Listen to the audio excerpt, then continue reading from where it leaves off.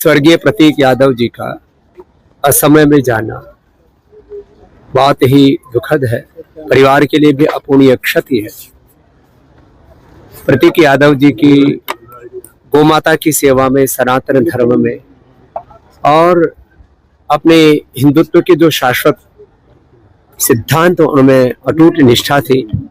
बहुत ही हम्बल स्वभाव के, सदा हंसमुख और सदा ही रचनात्मक जीवन जीने वाले व्यक्तित्व रहे। फिजिकली भी बहुत फिट रहे। मैं तो उनके साथ जो गौशाला वो चलाते थे वहाँ पर भी गया। जब श्रद्धेय मुलायम सिंह यादव जी मुख्यमंत्री थे तब भी छोटे बालक थे, हमारे साथ खेले। जब बड़े हुए तब भी मैंने उनको देखा। उनका जीवन बहुत ही प्रामाणिक, पारदर्शी रहा। आज उनकी अस्थि प्रवाह के निमित्त यहाँ पर अपर्णा यादव जी और पूरे मुलायम सिंह परिवार के काफ़ी सदस्य यहाँ पर उपस्थित थे बच्चों के साथ, और उनको अंतिम विदाई यहाँ से दी।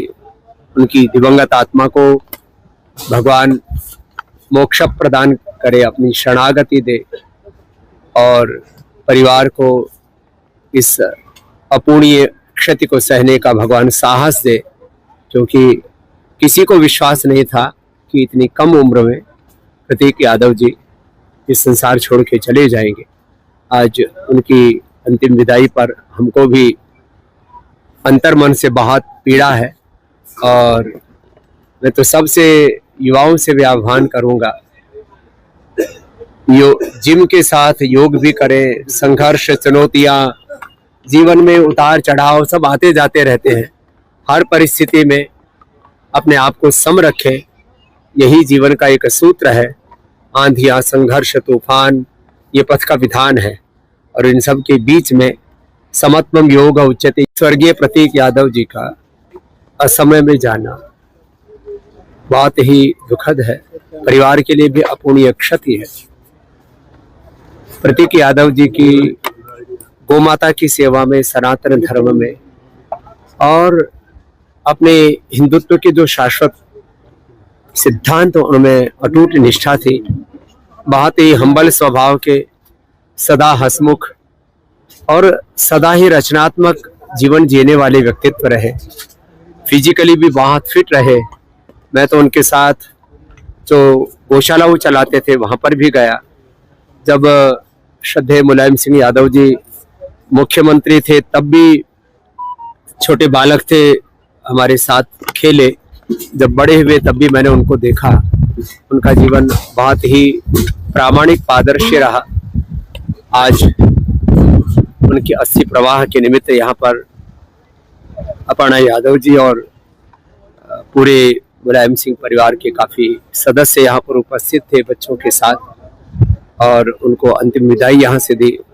उनकी दिवंगत आत्मा को भगवान मोक्ष प्रदान करे, अपनी शरणागति दे और परिवार को इस अपूर्णीय क्षति को सहने का भगवान साहस दे, क्योंकि किसी को विश्वास नहीं था कि इतनी कम उम्र में प्रतीक यादव जी इस संसार छोड़ के चले जाएंगे। आज उनकी अंतिम विदाई पर हमको भी अंतर्मन से बहुत पीड़ा है, और मैं तो सबसे युवाओं से भी आह्वान करूंगा, जिम के साथ योग भी करें। संघर्ष, चुनौतियां, जीवन में उतार चढ़ाव सब आते जाते रहते हैं। हर परिस्थिति में अपने आप को सम रखें, यही जीवन का एक सूत्र है। आंधियां, संघर्ष, तूफान, ये पथ का विधान है, और इन सब के बीच में समत्वम योग उच्यते नेता है। तो उनकी जो इस तरीके से एकदम मौत हो जाना अचानक से, कई कयास लगाए जा रहे हैं कि किचन में सुबह पड़े थे 4 बजे, 4:30 बजे उनकी ये हुई, 5 बजे वहाँ पे डॉक्टर ने मृत घोषित कर दिया। तो एक इतने बड़े परिवार का बेटा, जो नेताजी मुलायम सिंह यादव के सुपुत्र और अखिलेश यादव जो पूर्व मुख्यमंत्री हैं उनके भाई, तो उनकी मौत पर अचानक से इस तरीके से मौत होना और कई सारे सवाल खड़े होना, उसमें ये साफ जाहिर है कि इस मामले में CBI जांच होनी चाहिए। क्योंकि अखिलेश यादव जी ने भी आते ही कहा तो ये एक चिंता का आम विषय। आदमी पार्टी की तरफ से संजय सिंह ने भी और संजय सिंह जी ने भी कहा और एक समाजवादी के विधायक है उन्होंने भी कहा है। तो उन्होंने ये कहा है इसकी जांच होनी चाहिए, दूध का दूध पानी का पानी होना चाहिए। तो पोस्टमार्टम रिपोर्ट में जो दूसरी रिपोर्ट आनी बाकी है उसमें भी क्लियर होगा कि क्या होना है। लेकिन उनकी इस तरीके से एकदम तरीके से मौत हो जाना एक चिंता का विषय है और इसकी मांग जो सीबीआई जांच होनी चाहिए, दूध का दूध पानी का पानी होना चाहिए। क्योंकि प्रतीक यादव जो अपनी लाइफ स्टाइल के लिए जाने जाते थे, वो राजनीतिक परिवार से आते थे, लेकिन राजनीति से अब दूर उन्होंने अपनी दुनिया बनाई थी। वो अपने बिजनेस में करते थे और अपने एक जिम के बहुत शौकीन थे। उनकी जो लाइफ स्टाइल थी, गाड़ियों का शौक था, उन्हें जिम करने का शौक था, घूमने का शौक था और अपने बिजनेस में बिजी रहते थे। राजनीति में कभी नहीं आए। उनकी पत्नी समाजवादी से चुनाव लड़ी थी लेकिन कामयाबी नहीं मिली, फिर वो भारतीय जनता पार्टी में चली गई। तो प्रतीक यादव ने एक ट्वीट भी किया था कि मेरे परिवार में तोड़ने का और फूट डालने का काम किया जा रहा। बाद में चीज़ें अब्बा उड़ी थी कि ये होगा वो होगा, बहुत सी चीज़ें चली थी। लेकिन जो प्रतीक यादव की ये एक रहस्यमय तरीके से मौत हुई है, इस पर सवाल ये उठता है, देश के लाखों लोग सवाल उठा रहे हैं और तरह तरह की बातें सामने आ रही हैं। तो इसकी जांच होनी चाहिए, आखिर ऐसा क्या हुआ जो उनकी मृत्यु हुई है। पोस्टमार्टम रिपोर्ट के बाद लोग मांग कर रहे हैं कि इस पर जांच होगी, एफआईआर दर्ज होगा, तब सच्चाई सामने आएगा। उसमें खून का थक्का था, चोटें पहले लगे थे, इसी आधार पर क्या ये करना जायज़ बात है अभी ऐसे दुख की घड़ी में? सर मीडिया में देखिए, इस समय उनकी 2 मासूम बच्ची हैं। हाँ। उन्होंने अभी दुनिया भी नहीं देखी और उनके पिता का साया सर से उठना ये बहुत ही चिंता का विषय है। क्योंकि जब एक बच्चा अनाथ हो जाता है, एक जो उनकी बीवी है अर्पणा यादव, वो विधवा हो गई हैं, तो इसका बहुत दुख है। ऐसे समय राजनीति कोई नहीं होनी चाहिए। क्योंकि एक बाप गया है, किसी का भाई गया है, किसी का बेटा गया है, किसी का पति गया है, किसी का दोस्त गया है।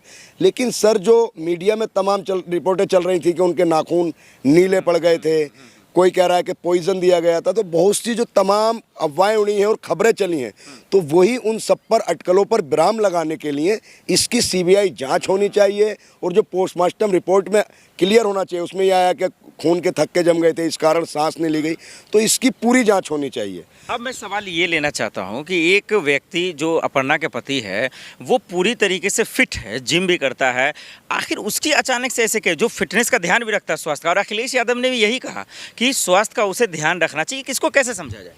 कि इसे ऐसा समझाना चाहिए कि अखिलेश यादव कह चुके हैं कि वो अपनी सेहत पर ध्यान देते थे। हाँ। अपनी फिटनेस पर ध्यान देते थे, कोई उन्हें बीमारी नहीं थी। और 2 महीने पहले मैं उनसे मिला था। हाँ। अब काफ़ी समय से मेरी मुलाकात नहीं हुई थी, तो ये भी न्यूज़ में चैनल में चला कि उनको बीमारी थी। उनके दोस्त ने साफ कहा कि कोई बीमारी नहीं थी। आखिर ये सवाल खड़ा होता है कि उस रात उस घर में कौन कौन था। सबसे बड़ा सवाल ये है कि ये बताया जा रहा है कि प्रतीक यादव अपने किचन में बेहोश पड़े थे। वहाँ से फ़ोन किया गया, उनको हॉस्पिटल के लोग लेके गए, फिर 4:55 पर उनको लेके गए और 5:55 पर उन्हें मृत घोषित कर दिया। तो ये एक सबसे बड़ा सवाल है